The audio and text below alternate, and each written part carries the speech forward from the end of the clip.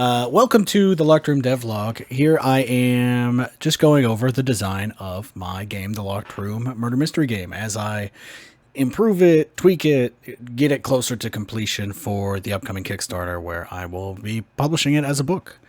But yeah, the game's coming along pretty good. I've been off camera just working on little things like trying to get these references done. These are going to be things that you can basically print out and have at your table, and they'll just help you play, or you could stick it in the Miro board if you're playing there, that kind of thing. Okay, so meet the suspects. This is the phase of the game where we're going to create a bunch of characters. And with the new rule set, like, this is the biggest piece that has changed because, as I've said in previous videos, I'm adding these play sets, whereas in the original, it was very much a lot of kind of go around on your turn, you make a guy from scratch. And that is fun, but difficult to do. Like, that's a lot more cognitive load than on your turn, grab one of these three things that have been written. And then the combination of those will spit out a bunch of characters. So, meet the suspects. It's time to create the characters that will be at the center of this ghastly tale. Each character created in this phase gets added to the journal as a suspect, which is to say that they are eligible to be either the culprit or the victim of the crime that's about to unfold. Additional suspects may be created later in the game, but we create a bunch of them up front to lay the bedrock of our story before the first chapter begins in the next phase. There are three ways to go about this. The first and most recommended one is to use a playset. Playsets provide a setting and the building blocks of characters that will mix and match to get a unique cast of suspects. The other two options are to create a setting and character list from scratch, or to import characters and setting from another story. The rules for those two options can be found in the back of the book. The rest of this section details how to play with a playset. Yeah, because I do think it's still a perfectly valid way to play this game by just inventing a bunch of people full cloth if you're not interested in, doing the podcast conference, or if you're sort of slamming a murder mystery into your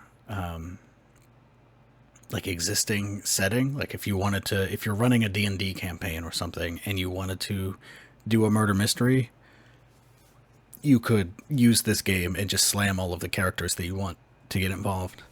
The world is your oyster, and I want to leave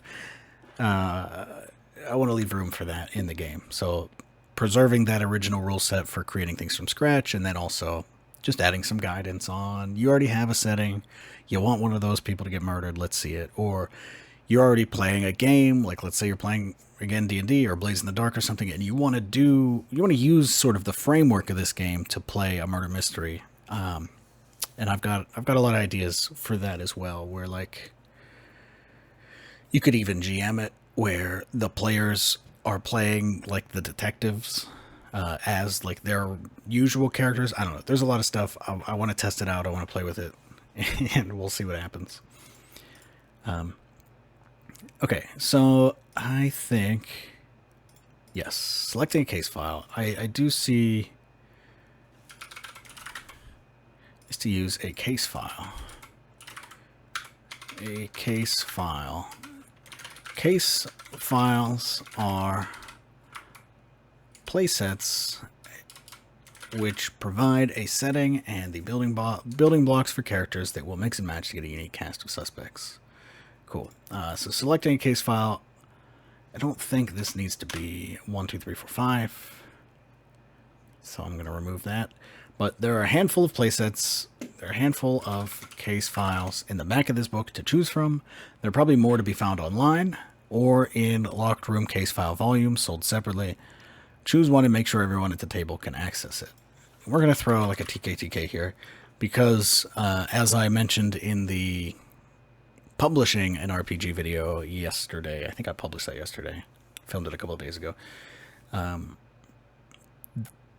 I want to have those playsets online, so if I get that up and running, then instead of saying there are probably more to be found online, I can just say you can go to lockedroomgame.com to find more case files.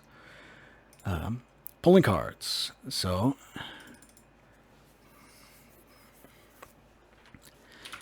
adding details from the case file. Yeah, it's good enough. So first, shuffle the deck and place it. Okay.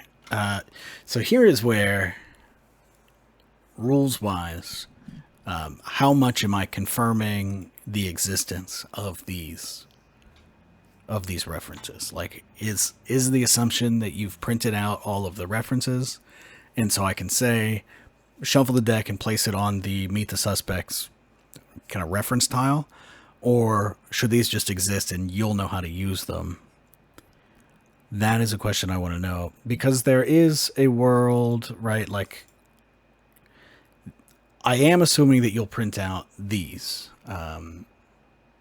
because these are the suspect cards and then the clue cards that'll make up your journal. So these will like build out the main central board, and so that will probably all be in the same file that you print out. So I think I can assume that you'll have the game references, or should assume, right? Like, because then, you know, the images of these can also be in the book, in like the, you know, setup. When you set up, you could show like an image of this. Yeah, okay. So first, shuffle the deck and place it on the... so first, place the Meet the Suspects reference sheet where everyone can reach it. And make sure that everyone has access to the details table from the case file.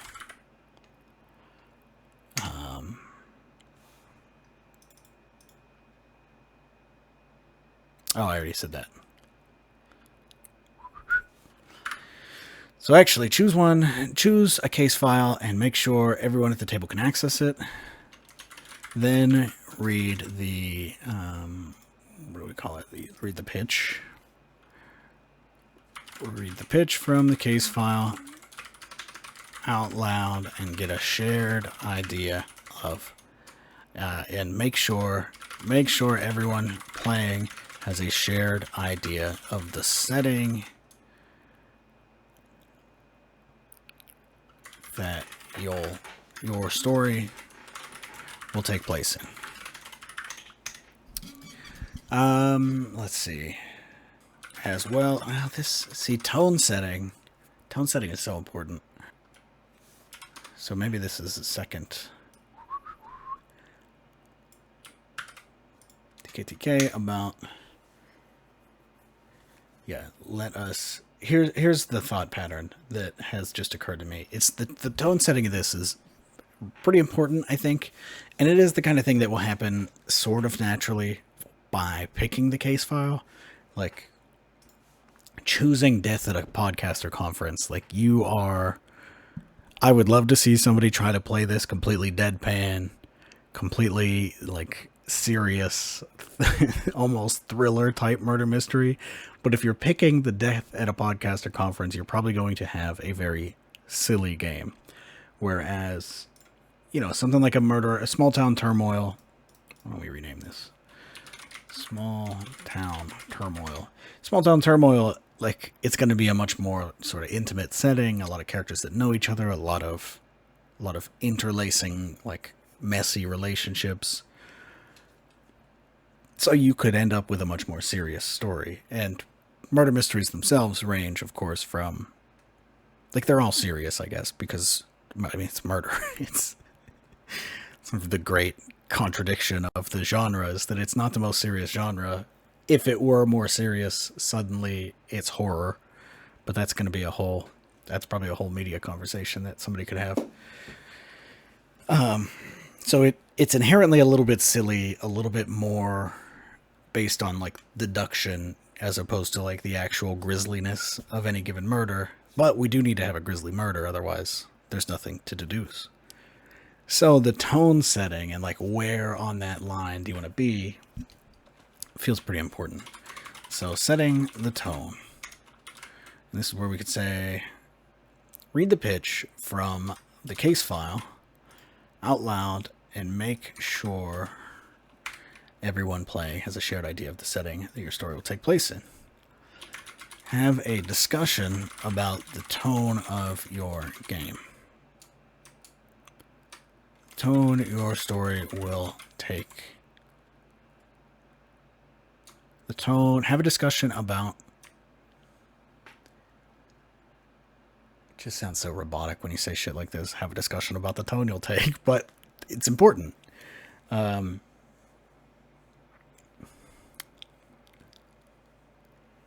think this.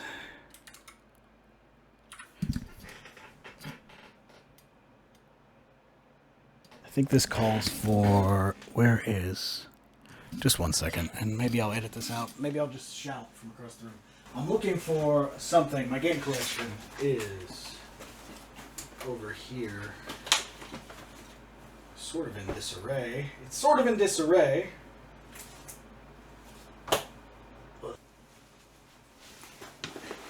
I can't find what I'm looking for. So let me see if I have... I don't know if I actually have a digital copy of it.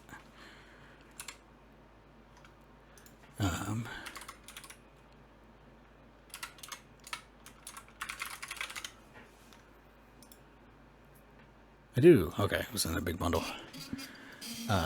So the thing that the game that I'm trying to look at to get a little bit of inspiration on this tone setting, because I think it does an incredible job of handling tone setting for a game that you're meant to take very seriously, but in different ways, is Black Mass by Will Jobst, which is a game about seeking and finding in the woods of Salem. It's like it's a very cool game. I still haven't actually had a chance to play it, but I would like to.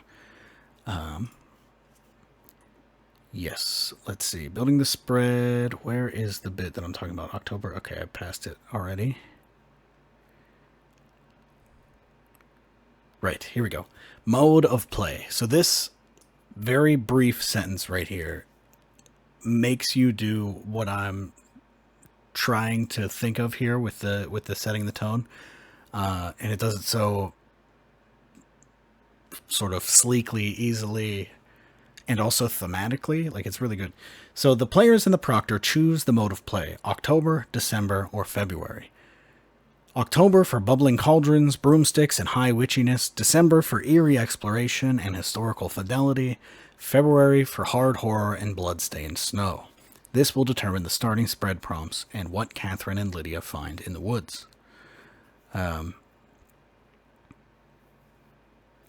Yeah, it's very good. So, like, immediately there's like 3 modes. It's telling you, like, bubbling cauldrons, it's witchiness, but it's less serious. The horror mode, it's like, no, this is, I mean, these people are running through the woods. It sucks. And then there's the in-between in December. And then you go through here, and like, I don't need to go as far as this game does with this, but like, whenever you select the persona that you're going to play of the 2 characters, it's a game where there's the 2 characters, Catherine and Lydia, and they're on this sort of journey through the woods of Salem, and each player plays as like one aspect. I forget the exact phraseology it uses, but a different aspect of each character. So you could play as cataloging Catherine, you know, your version of Catherine. Whenever you're in charge of Catherine, it is a Catherine that catalogs things. And each one of these has the 3 different things. So the October cataloging Catherine says, Catherine found something secret that she kept, a wood carving in an attic. It depicted Catherine and another in the woods. There was writing all around the carved plank. What did it warn? How did Catherine destroy the woodwork? So, like, I mean, God, this game's so good. December, once Catherine found a series of journals with strange entries. They cataloged the movements and habits of several people, including Catherine, whose page was incomplete. It stopped mid-sentence, trailing off. She doesn't suspect a thing, but we should be careful. What does Catherine do with this journal? What does she think it's for? Already, like, I mean, the tone of this player, like the mindset this player is going to be way different from wood carving, the mysterious wood carving of Catherine in the woods versus the journal of somebody like surveilling her. And then February, Catherine noticed similarities between several recently deceased people. So like already this is the horror mode. Like already it's more visceral, real. Mentions of a similar nightmare, something coming from the woods for them. Catherine thought it was odd, especially when she saw a sketch of that thing. It looked familiar.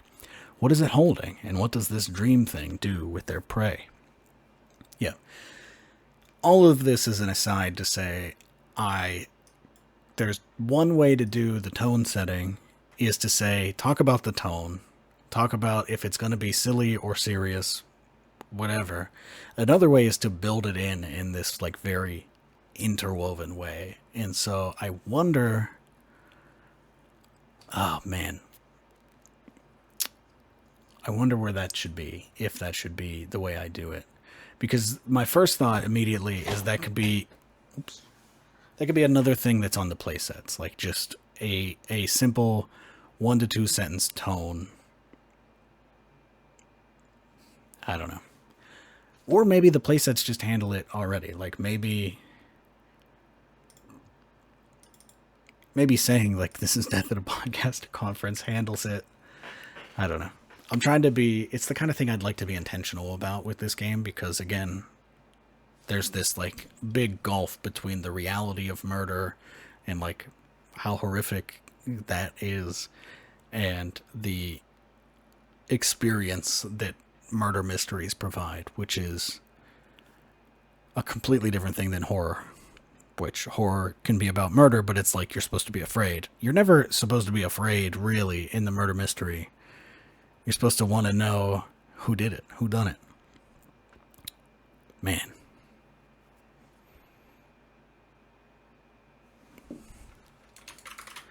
I'm going to have the noodle on that. Yeah. Continuing on. Let's get to the actually writing the rules. So, adding details from the case file. First, place the Meet the Suspects reference sheet where everyone can reach it. Let's just say near the journal. Shuffle the deck and place it on the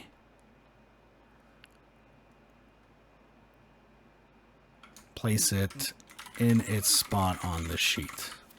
It's always awkward to say, like, you put it where it says deck, and unless you've got an absurd deck of cards, like, it'll fit here.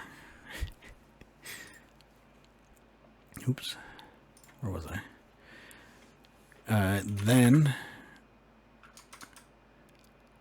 the rest of the phase, take turns drawing cards and reading off the 3 options that card presents in the case file.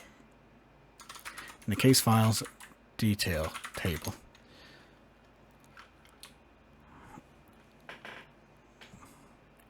Then assign either either a description, relationship, or trait to a suspect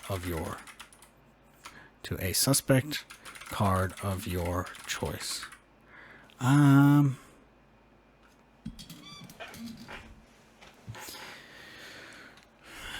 To an empty box of the same type on a suspect card of your choice. It's more wordy, but it's more clear.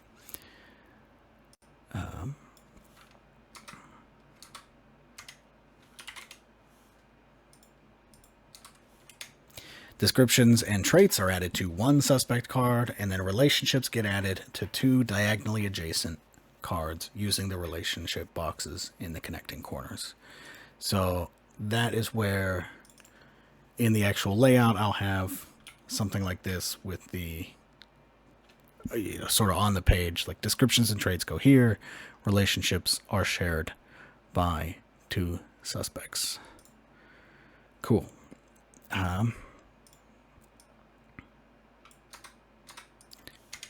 And then once all of the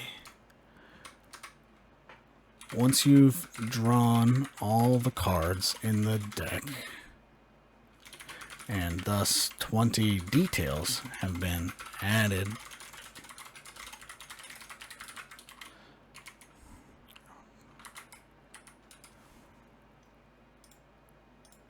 let me zoom in for you a little bit here, huh? All the details have been added. Where was I? There we are.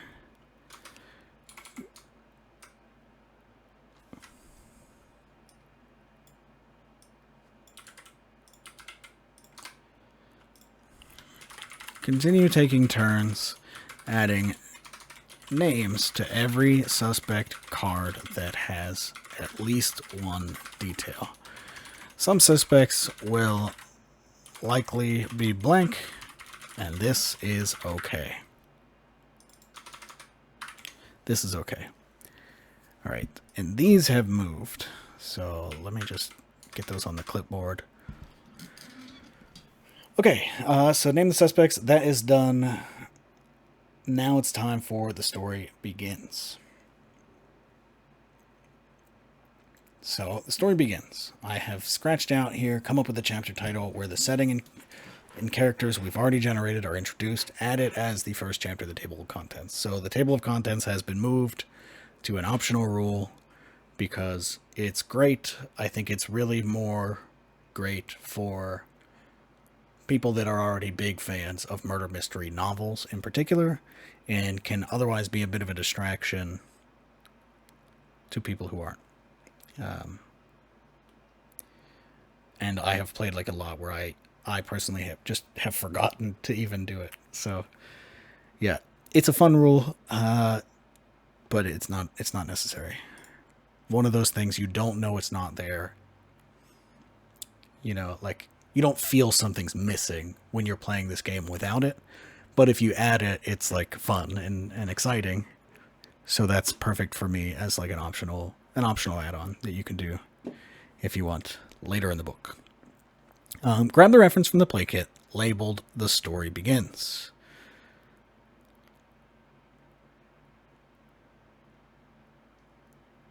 Yeah. First place the...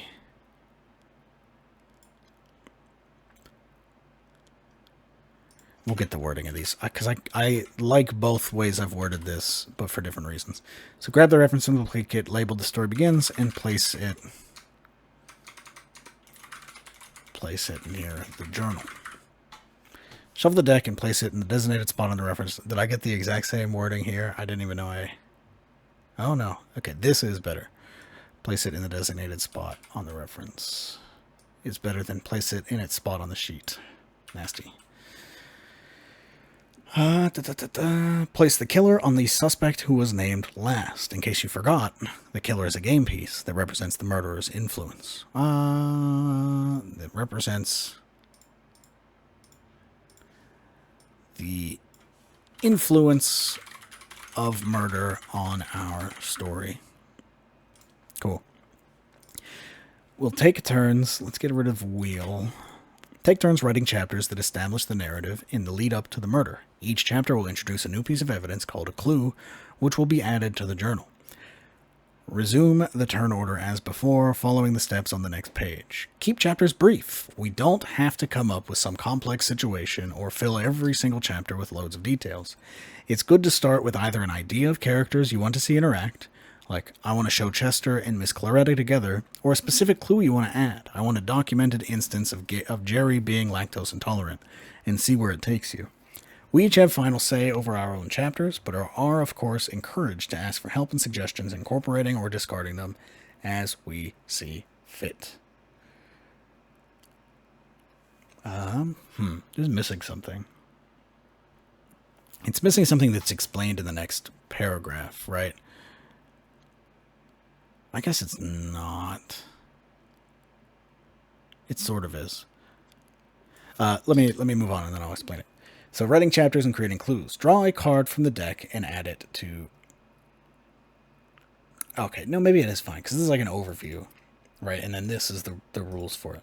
So draw a card from the deck and add it to the tableau. If there's now a full house, 3 of any one card and 2 of another, go to the pieces in place. Otherwise, move the killer following the rules from the journal. I don't know why I have these in all caps, but I will edit that. I don't know. That's not quite right. Describe a situation involving the character the killer is resting on and choose an empty journal square adjacent to it. Choose an empty clue card in the journal adjacent to them, because journal square in the ash can, you kind of built the journal out as you go. You didn't pre-lay out like the 5x5 grid. So choose an empty clue card in the journal.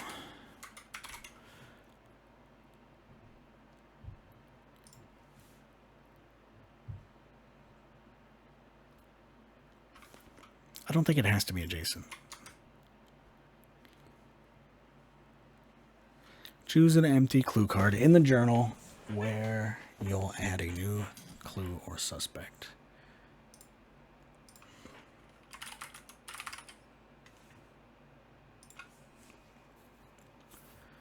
I can quickly show my consternation. Here is the mirror board. So Killer's on Pinky Huckleberry, right?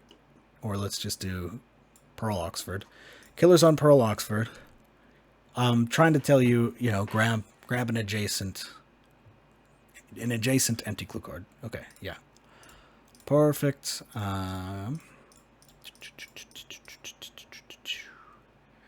Choose an adjacent empty clue card in the journal where you'll add a new clue. Yeah. Explain what's happening and answer questions from fellow players. End the chapter when you know which clue or suspect you'll add to the journal. If you're adding a suspect,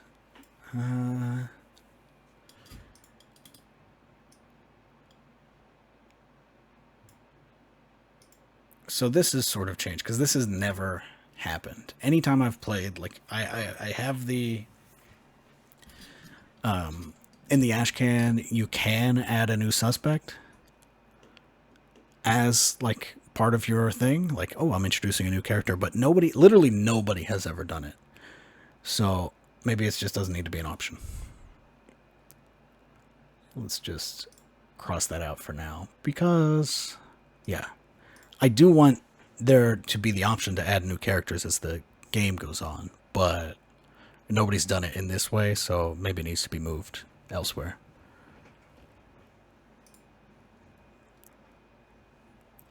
Cool.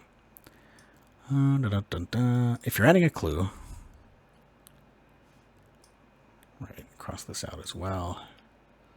And I'm crossing it out because I don't quite want to delete it. I want to save. I want to know and come back through. It's similar to like the TKTK. I want to come back through, see this crossed out crap, and be like, right, I need to put that somewhere else. And then whenever I do put it somewhere else, I will delete the crossed out stuff.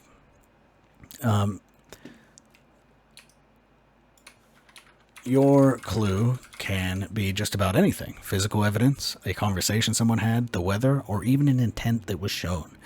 Write what you described on a blank clue card in the journal adjacent to the character you focused on. Crossed out is add a title for your chapter to the table of contents. The next player starts their turn. Nice, simple, easy. Write what you described, and then, yeah, probably have a few sort of just example clues. I want to do a lot more visual stuff than was in the ash can, like text on the left and then some extra crap going on the right, something like that. But in the sidebar here, we have keep chapters brief. You don't have to come up with some complex situation. Just pick an idea you have and throw it out there. Other players will build it up further in later chapters. Cool.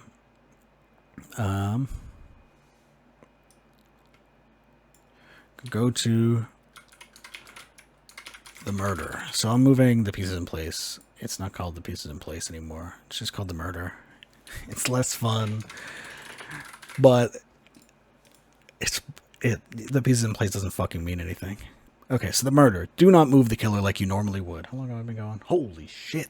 35 minutes. I'll edit this one.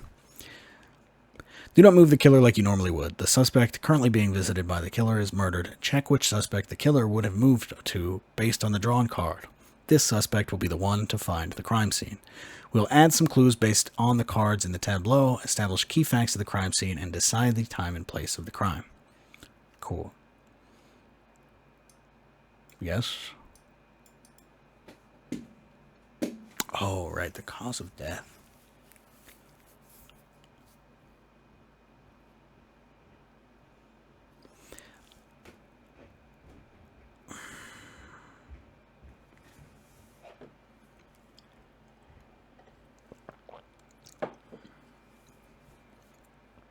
I've got another tiny conundrum, which is,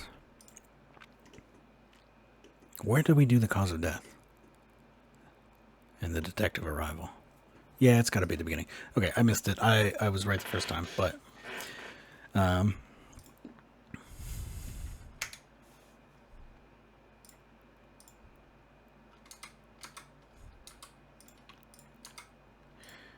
right. There's a section, there's a piece of the game where cause of death and detective arrival. Before beginning our first chapter, we determine the cause of death of the eventual murder and the manner and timing of our detective's arrival.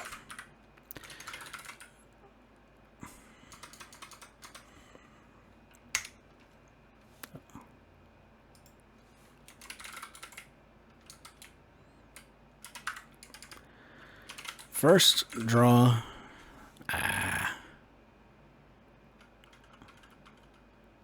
Did we set it up already? Yes, okay.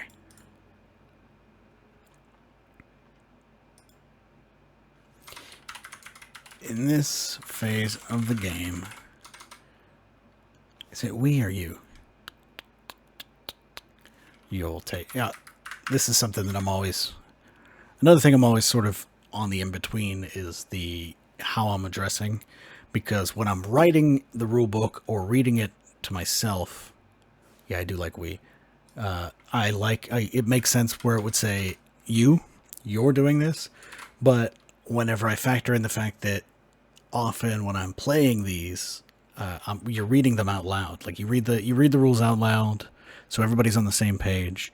And whenever I do that of any game, I switch out all of the U's for we's, and I'm like doing this on the fly. So why not? And I even do it for like my own manuscript, which I think is why I switched to we. So I'm going to stick with that. So in this phase of the game, we will take turns writing chapters that establish the narrative in the lead up to the murder. That's fine. Yeah, that's basically what it was before. Okay, so before beginning our first chapter, we determine the cause of death and the eventual murder and the manner and timing of our detective's arrival. First, draw a card from the deck and add it to the tableau. Use the cause of death table on the playset to determine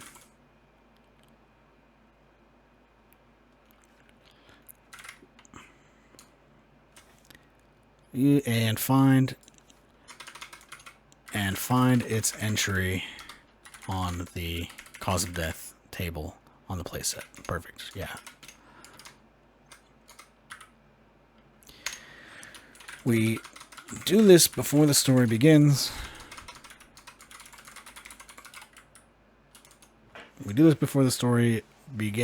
So that players have a chance to lay down clues relevant to the style of murder that's to come and plant their little Chekhov's guns. Cool. That's gonna get written out for sure, but we'll see. Next, draw one more card to determine how the detective arrives. How and when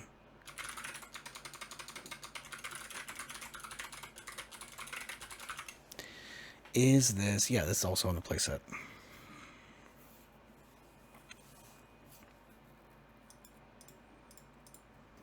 The playset will have 2 tables, one for the suit and one for the rank.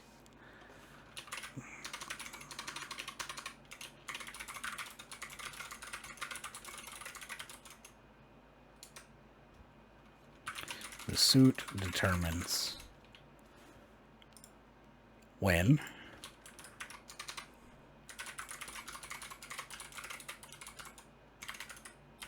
will they be present in our first chapter, or do they not arrive until the murder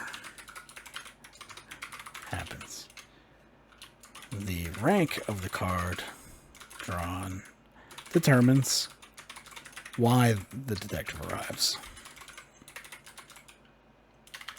Do they know one of the suspects? Were they called in specifically to investigate?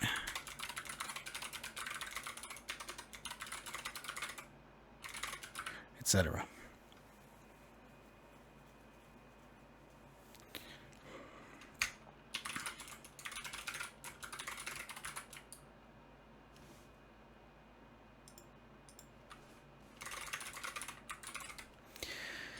Once these are determined, begin writing chapters and creating clues. Oh, how do I know the rules for that? Well, it's because the next section is called Writing Chapters and Creating Clues. Draw a card from the deck and add it to the tableau. If there's now a full house, 3 of any one card, 2 of another go to the murder. Otherwise, move the killer following the rules from the journal. Describe a situation involving the character the killer is resting on and choose an adjacent empty clue in the journal where you'll add a new clue. Choose an adjacent empty clue card in the journal where you will add a new clue. Explain what's happening, answer questions. And answer any questions from fellow players. End the chapter when you know which clue you'll add to the journal. Your clue can be just about anything. Physical evidence, a conversation someone had, the weather, or even an intent that was shown, right, what you described on a blank clue card in the journal adjacent on the chosen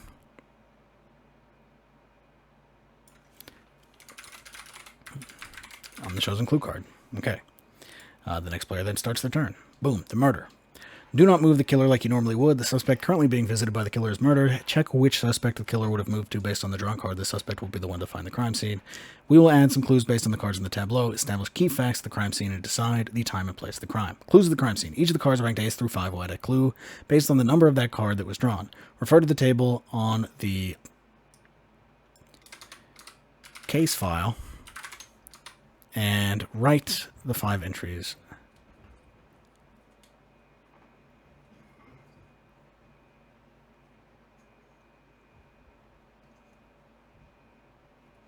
Refer to the table on the case file and write the 5 entries that correspond to our tableau.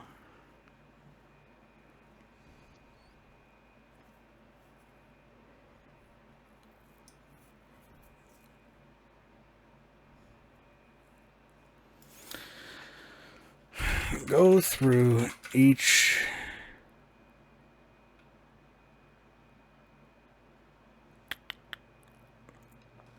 rank of card and add the corresponding entry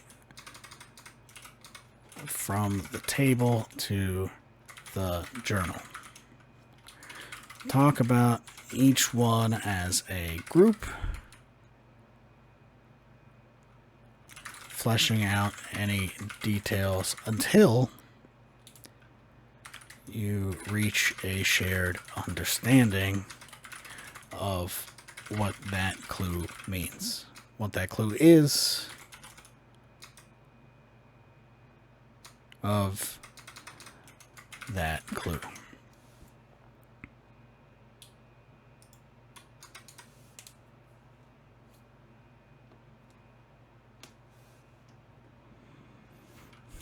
You don't need to flesh out every single detail, as much of that will come in the much of that will be revealed in the investigation. You just need, I'm trying to say basically you just need to know what the clue is so that you can investigate it, right?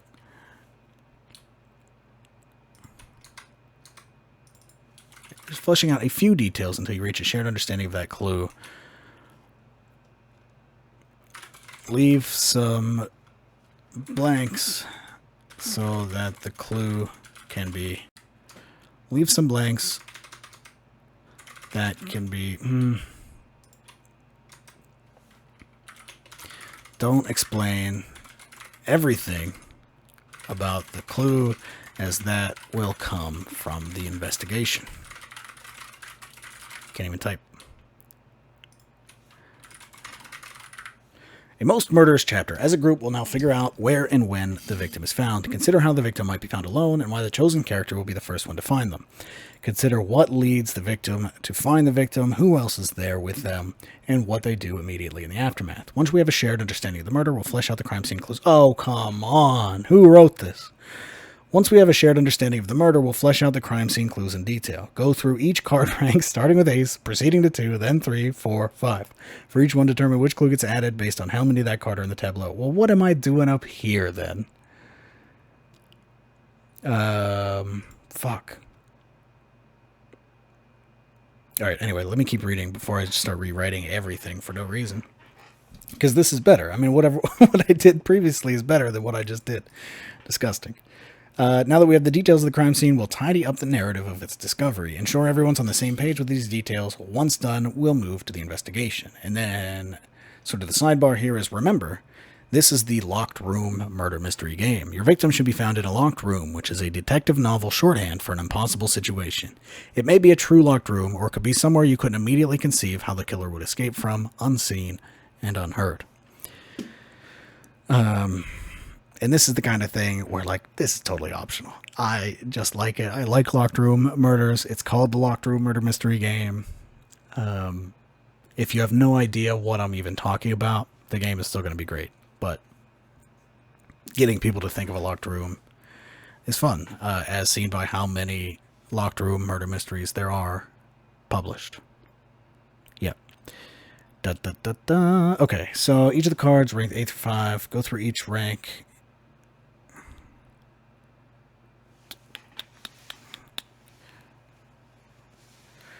Go through each rank of the card and read out the corresponding entry based on how many of that card. Entry in the crime scene clue table of the playset. Entry in the crime scene clue table of the case file. Go through each rank of the card and read out the corresponding entry in the crime scene clue table of the case file based on how many of that card you've drawn. Man, I love some long sentences, don't I? Are in that tableau. Don't flesh out the details yet.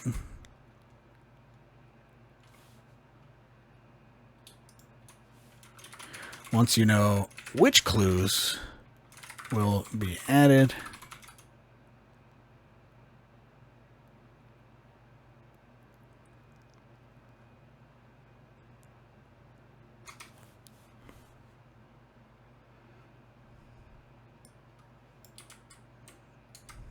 I don't know. So the order of this, the idea here, and why this is being so tricky for me to write, is you're supposed to go through and like read them. So you go through and you say, okay, we've got bloody fingerprints. We've got a witness who heard something. We've got an out-of-place personal effect not belonging to the victim. We've got evidence of a robbery. And then we've got a classified document. Like, you say all that, and then you take those kind of broader level pictures of clues and you combine those with who's dead and who found them, and you come up with the idea of the crime scene. And then you go through and specifically add these. So once you have the idea of the crime scene, then all of a sudden you might get an idea of what an out-of-place personal effect not belonging to the victim might be. Oh, I just spilled apple juice all over myself.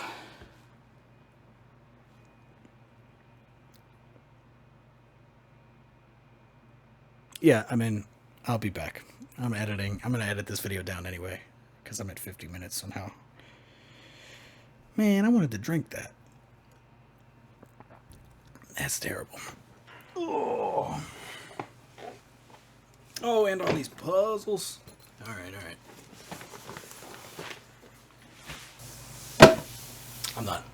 I'm not having, all of a sudden, I'm not having a great time. Fuck, my laptop's right here.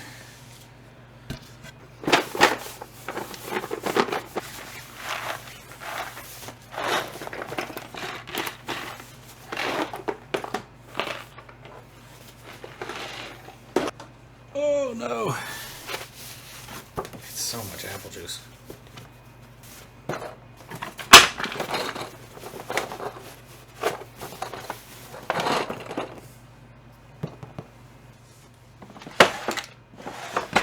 The dice are safe.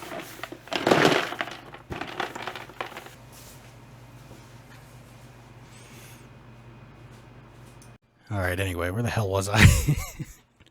What a disaster. Right. I was trying to figure out how to write the order of, so there are clues at the crime scene, go over them briefly, figure out the crime scene, then go over them in detail. So go through each rank of card. Go through each card rank. Starting with ace. For each one, determine which clue gets added based on how many of that card rank are in the tableau. Once you know which clues will be added,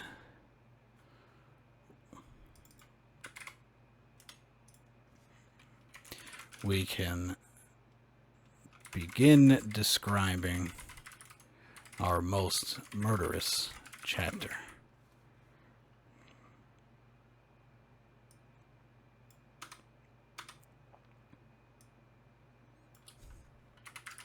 Once we know which crime scene clues we will add, we will figure out where and when the victim is found.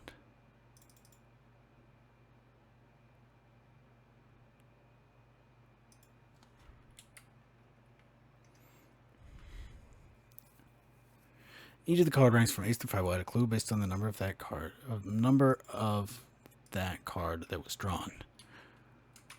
These are determined by a table by the crime scene clues table in the case file. Go through each card rank starting with ace, proceeding to 2, then 3, 4, 5. So why don't we just get rid of the cruise of the crime scene header? I think that's what's tripping me up. Most murderous chapter. Once we know which crime scene clues we will add, we'll figure out where and when the victim is found. Consider how the victim might be found alone. Consider and why the chosen character will be the one to find them. Consider what leads the witness to find the victim, who else is with them, and what they do immediately in the aftermath. Once we have a shared understanding of the murder, we'll flesh out the crime scene clues in detail. Now that we have the details of the crime scene,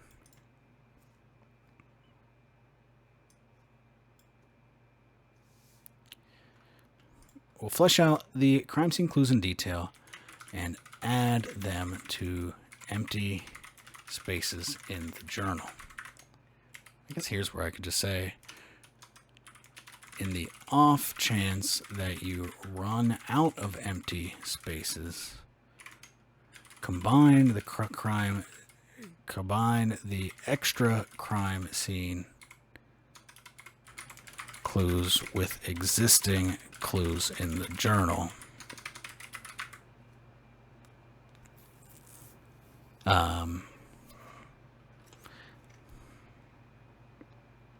Maybe this is a sidebar, because it won't happen very much.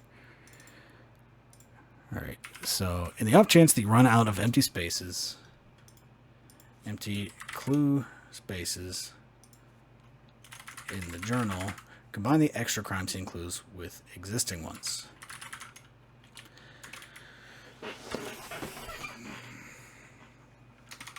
The journal only has space for 13 clues, which is more than enough.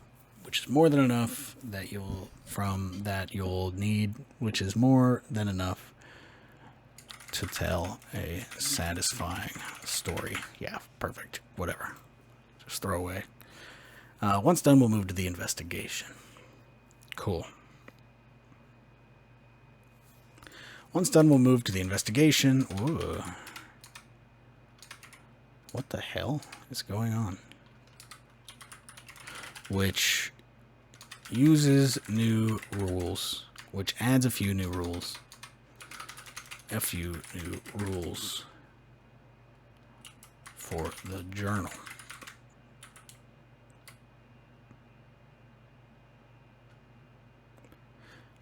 Okay. Journal Part 2. Questions and answers. At this stage of our game, we've got a considerable amount of suspects and clues arranged in a grid in our journal. Each suspect may border 4 clues. Each clue may border 4 suspects. We refer to these borders as questions. At its simplest, each question is, how are these things related, and how does that help solve the mystery? Enter the sleuth. If the killer represents the specter of murder, the sleuth represents the pursuit of the truth. As such, the sleuth doesn't rest on suspects like the killer does. Instead, the sleuth lives in those gaps in the narrative. That is to say that the sleuth lives in the questions and works to turn those questions into answers. The card drawn when creating answers determines whether it relates to the rot or the murder itself. Red cards lead to answers that relate to the rot or the twisted secrets at the heart of the case. The rot is what turned our gathering of people into a journal full of suspects. Without it, there would be no murder. These answers reveal some secret that our suspect would much rather sweep under the rug. Black cards lead to answers relating to the puzzle of the murder itself. When creating an answer with a black card, we get closer to knowing how this seemingly impossible crime really happened. Moving the sleuth. I want to touch this up a little bit. It's like clear, but it sort of jumps ahead. But I don't have that in me at the moment.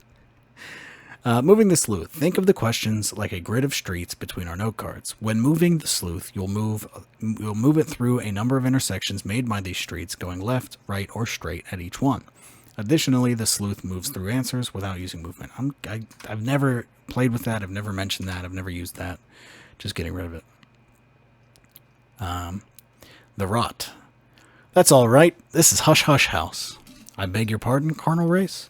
What I was endeavoring to say was that anything short of murder is being hushed up. Oh, I'm so relieved. I've just been worrying and worrying. I guess I wanted to write a bit about the rot here. This is... Why don't I have this written out? That's from Death on the Nile by Agatha Christie.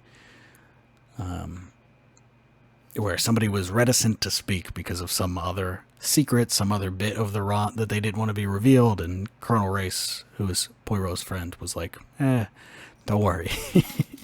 This is Hush Hush House. He was not happy about it being Hush Hush House. That's the implication. Anyway, so I think maybe a lot of this stuff will go down here. I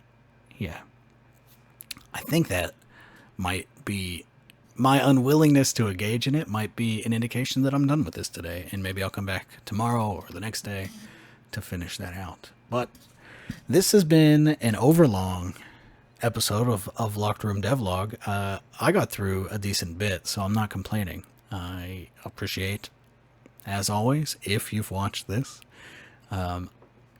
It seems like a few people do, which is really cool. But it's, just helpful for me to get on here and talk out loud my thoughts and my process, and also have, because the camera's pointing at me, I can't just walk away. I have this sort of motivator gluing me to the desk, even when I spill apple juice all over myself. So if also it becomes something that you enjoy watching, thank you. Tell your friends that might be interested in game design or whatever, want to watch how somebody's process works, how I think about games, whatever. Or if you're just looking forward to this game, cool, thanks. Tell your friends. I will talk to you later. Thank you. Go Go have a nice time. And if you're interested, go support me on Camaraderie. I need to get around to like ending my failed pledge drive.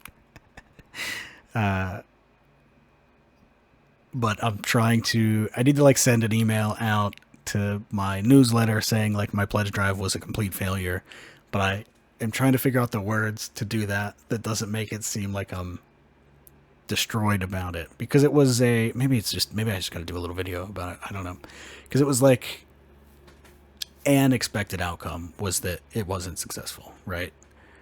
The dream of the camaraderie of which is basically Patreon, if you haven't seen my other video, is that it's just a little something to take the edge off, and somewhere that people that are interested in what I'm doing can support me there, and then I can use that money to live or whatever.